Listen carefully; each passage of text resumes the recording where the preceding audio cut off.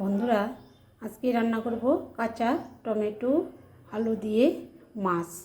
এখন টমেটো আলু দিয়ে দেব হলুদ গুঁড়ো, লবণ। এখন ভেজে নেব।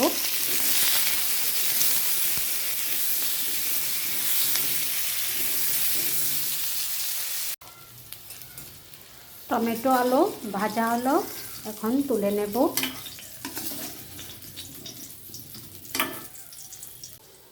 এখন নিয়ে নেব মশলা।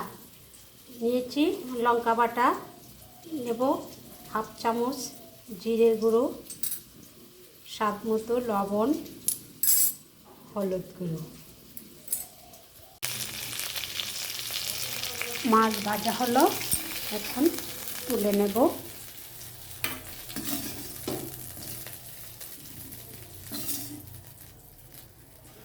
এখন দিয়ে দেব ফোড়ন।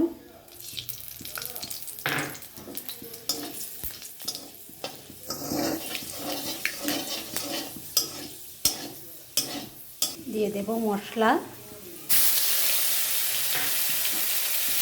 মশলা ভেজে নেব ভালো করে।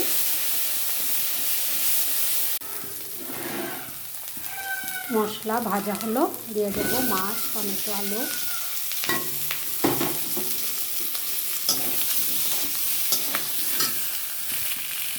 এখন জল দিয়ে দেব।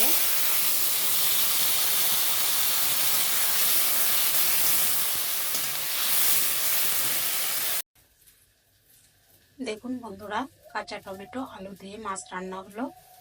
দেখুন কেমন হলো।